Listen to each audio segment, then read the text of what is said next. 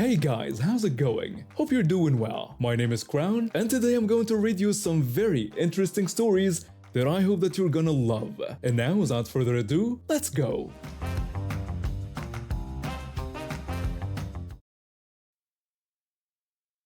It all started when I suffered a pretty nasty back injury at work. The doctors had me on leave, and I was getting workers' compensation while recovering.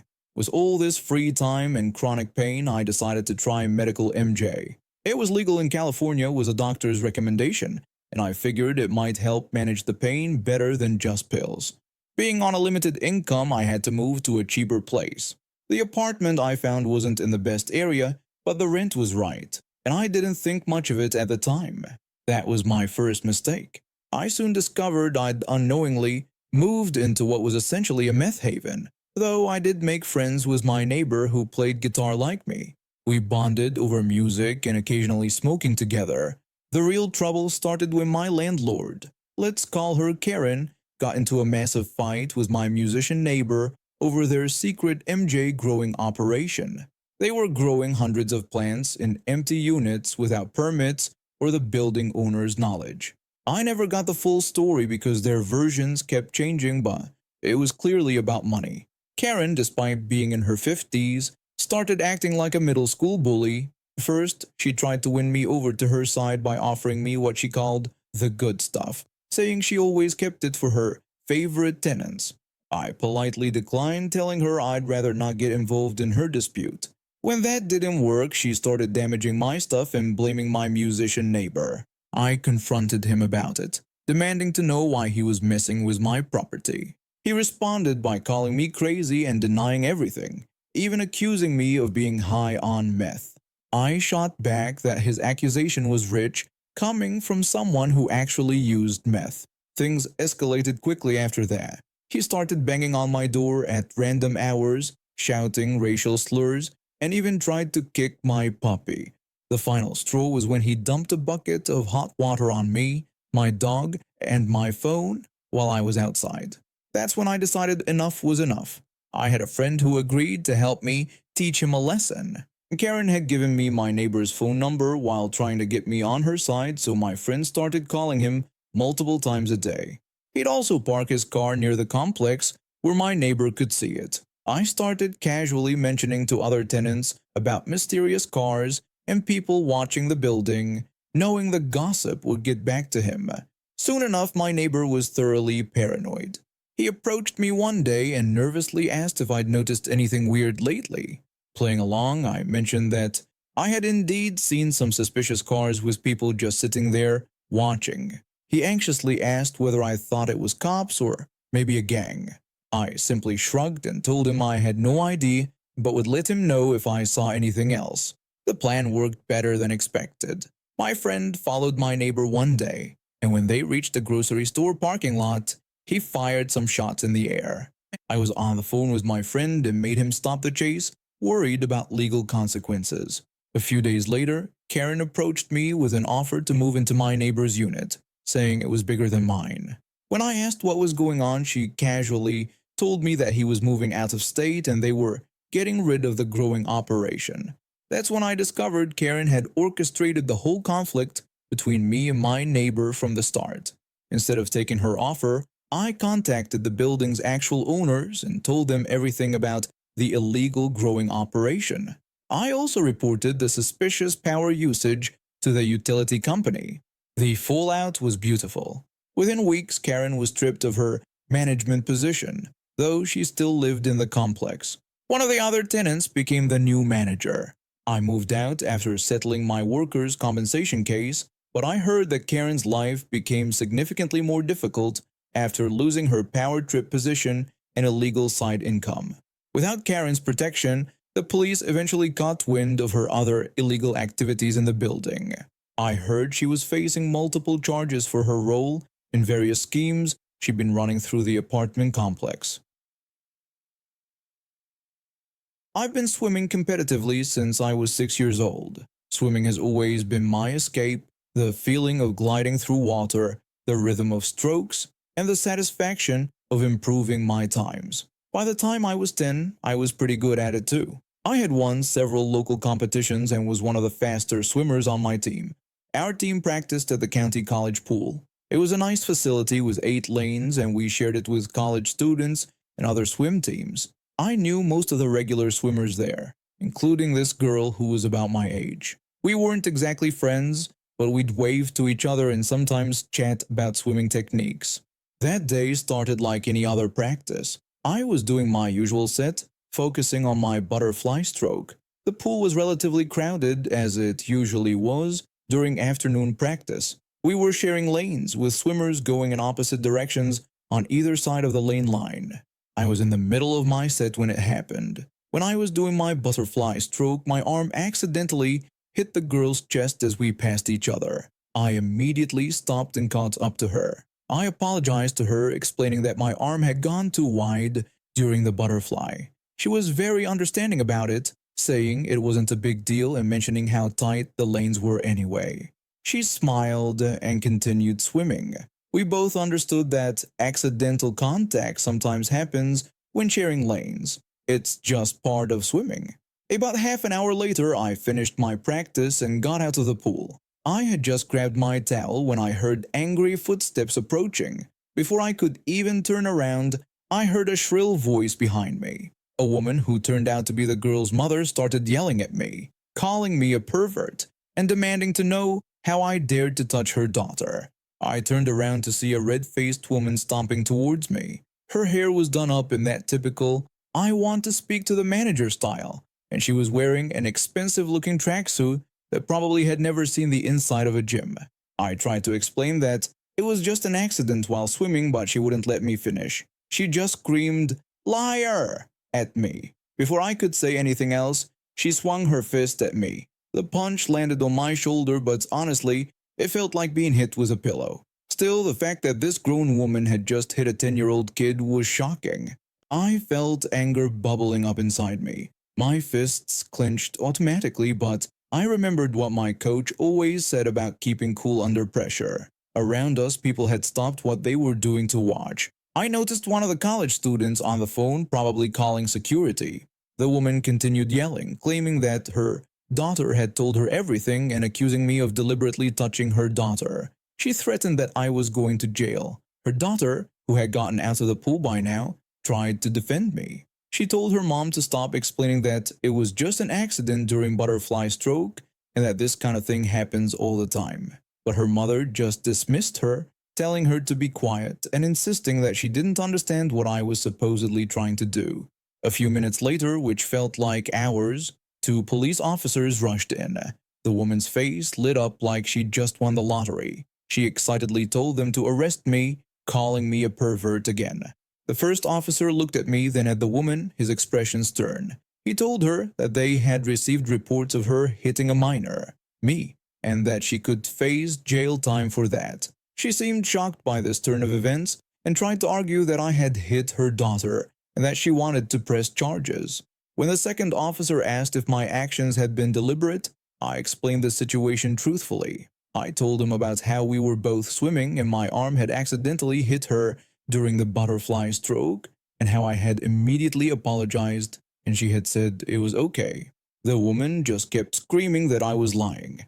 And then, before anyone could react, she shoved me hard. I stumbled backward, falling into the pool. The back of my head hit the lane line hard, and everything went dark. I later learned that several witnesses, including other swimmers and the college students, immediately jumped in to help me. The officers arrested her on the spot. She was charged with 2 counts of assault on a minor, 1 for the punch and 1 for pushing me into the pool. The security cameras had caught everything, making her case pretty much impossible to defend. I ended up with a mild concussion and a few bruises, but otherwise I was okay. The girl actually came to visit me with her dad to apologize for her mom's behavior. Turns out her parents were divorced, and her mom had some serious anger management issues. The dad was horrified when he heard what happened and fully supported the charges against his ex-wife. The woman ended up spending 6 months in jail and got 3 years of probation. She also had to take anger management classes and pay for my medical bills. She was banned from the college premises for life, which meant she couldn't come to watch her daughter's swimming practices anymore. Her daughter started coming to practice with her dad instead, and everyone was happier for it. I've been a paramedic for over 15 years, and you wouldn't believe some of the situations I've encountered. But there's one case that still brings a smile to my face whenever I think about it, not because of the patient, but because of their entitled neighbor who finally got what was coming to them. I worked in a busy metropolitan area where parking was always a nightmare. Our ambulance service dealt with all sorts of calls, but the ones involving patients with mobility issues were always complicated by parking situations. We had to ensure we could get our equipment in and out safely, which wasn't always easy in crowded neighborhoods. One of our regular patients was a person who lived alone and struggled with severe mobility issues. They were morbidly obese, weighing around 420 pounds. But that wasn't what made them memorable. What stood out was their neighbor, a middle-aged man who was possibly the most entitled person I'd ever encountered in my career. Our patient had all the proper documentation and permits. They had a council-designated disabled parking spot right outside their home, complete with clear signage and markings. They also had a valid disabled parking permit for when they needed to park elsewhere. But their neighbor? He seemed to think these rules didn't apply to him. This neighbor had received multiple warnings and fines from the council for parking in the disabled spot, but instead of correcting his behavior, it just made him more belligerent. He'd argue with anyone who confronted him about it, claiming he lived there too and had just as much right to park there as anyone else. Then came the day of the incident. We received an emergency call. Our patient had fallen and couldn't get up. When we arrived at the scene, I wasn't surprised to find not only was the neighbor's car parked in the disabled spot, but he had parked his second car blocking the patient's driveway completely. I went in to assess the patient while my colleague went to speak with the neighbor. After examining them, I suspected they had a broken hip, a potentially serious injury that required immediate hospital transport. When my colleague returned, their face said it all. I asked if they'd had any luck, and they told me the guy had rudely told them to get lost and slammed the door in their face. I knew then it was time to do this the hard way. I radioed our control center and requested both the fire service and police. We needed the fire service to help safely lift the patient, and the police, well, they were about to witness something interesting. The fire service arrived first. Their crew commander came to assess the situation, and one of their team went to try reasoning with the neighbor one last time. The firefighter politely explained to the neighbor that they needed him to move his vehicles immediately due to the emergency situation. The neighbor responded rudely, saying he didn't care and accused us of always causing trouble there. The crew commander turned to me with a glint in his eye and asked if the patient's life was at risk. I confirmed that we had critical equipment we needed to get in, and those vehicles were blocking our access. The commander simply nodded and turned to his driver, telling him to move those vehicles. What happened next was beautiful. The fire truck positioned itself behind the first car, and with their reinforced bumper, they simply pushed it down the street. Then they did the same with the second car. Both vehicles were moved safely but unceremoniously, scraping along the curb as they went. The neighbor came bursting out of his house, face red with rage. He started yelling about what we were doing to his cars, insisting it was illegal and threatening to call the police. The police officer told him that they were already present and that this was completely legal in an emergency situation. The neighbor continued to threaten us with lawsuits and claimed harassment, but the officer simply reminded him of his multiple documented complaints about continuously blocking the designated disabled parking space and suggested he calm down before they discussed those violations. The neighbor continued his tirade, but nobody paid him any attention. We focused on getting our patient safely into the ambulance. When we wheeled them out, I could see them trying to hide their smile despite their pain. Our patient spent several weeks in the hospital recovering from their broken hip. When they returned home, I heard through colleagues that the neighbor had received several hefty fines and a final warning from the council. He never parked in the disabled spot again. We don't own a car and live at the end of a cul-de-sac. I have people use my driveway all the time to turn around. It's not a huge deal to me, a little annoying when they compact the snow and it's harder to shovel, but whatever. One of my neighbors had a ride service come pick up their child every day. The van would park in my spot and begin honking at like 8 a.m. I worked nights at the time. Half the time, he'd be half parked on my grass. I explained to my neighbor that I didn't mind my spot being used, but objected to the morning honking and especially to him driving over my lawn. She spoke with him, he ignored it. When I confronted him, he dismissively questioned what my problem was, pointing out that I wasn't even using the spot. I repeated my position that I didn't mind him using it if he would stay off my grass and stop honking every morning. He seemed to find my suggestions about waiting for the kid to notice him or getting out to knock on the door completely ridiculous and unreasonable. So I left a recycle bin at the foot of my driveway. He just ran over it. I called the dispatch for the ride service, and they explained that their drivers were subcontractors and technically self-employed, but promised to pass along my concerns. I woke up the next day to pounding on my door. The driver was furious, berating me for contacting his employer and insulting me. I explained that he had been warned about using my driveway if he couldn't follow the rules. When I told him to leave my property, he threatened to sue if he lost his job because of me. I warned him against further trespassing. He stormed off, shouting obscenities. This happened on a Thursday, and the kids had a PD day the next day. It was supposed to be one of those delightful Canadian weekends where it drops to like minus 40 Celsius. For my American friends, minus 40 is where Celsius and Fahrenheit meet up, so it's freaking cold. That night, I grabbed one of my more beat-up plastic garbage bins, made sure to plug all the holes with a generous amount of duct tape, stuck a sign on it stating this was private property and the driveway wasn't for public use, and proceeded to fill it to the brim with water. Now, before anyone thinks I'm a jerk willing to potentially endanger other kids in the car, I'd like to point out that my neighbor's kid is the first to be picked up, so it's just him in the car. Come Monday morning, he saw the garbage can, backed up a bit more and defiantly charged the garbage can as if to teach me a lesson, proceeding to cause some pretty serious damage to the front end of his car. He got out fuming, called the cops and came pounding on my door, yelling that I would be buying him a new car and that I was about to be arrested. The officer asked for clarification, summarizing how the driver had been asked not to park there if he couldn't refrain from honking, had been warned to stay away, and had then damaged his own vehicle trying to destroy my property.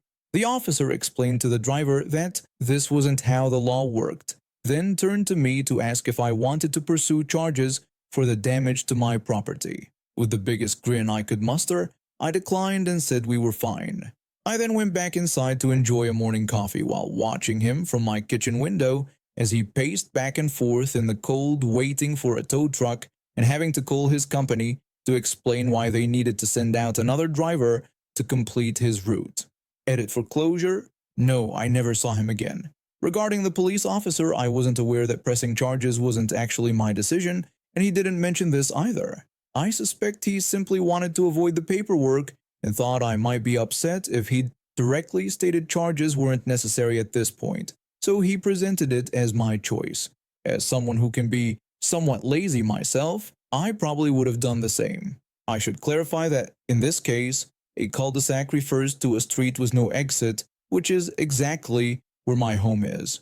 It's easier for people to use my driveway than to perform a three-point turn like Austin Powers to get out. About my morning coffee, I worked 6 p.m., 2 a.m. shifts, so while it was night work, it wasn't quite overnight. I usually woke up around 10 a.m., but when he would wake me at 8 a.m., I couldn't get back to sleep. That's why I needed him to stop the honking. And now we have reached the end of today's stories. Thank you for watching, and see you next time.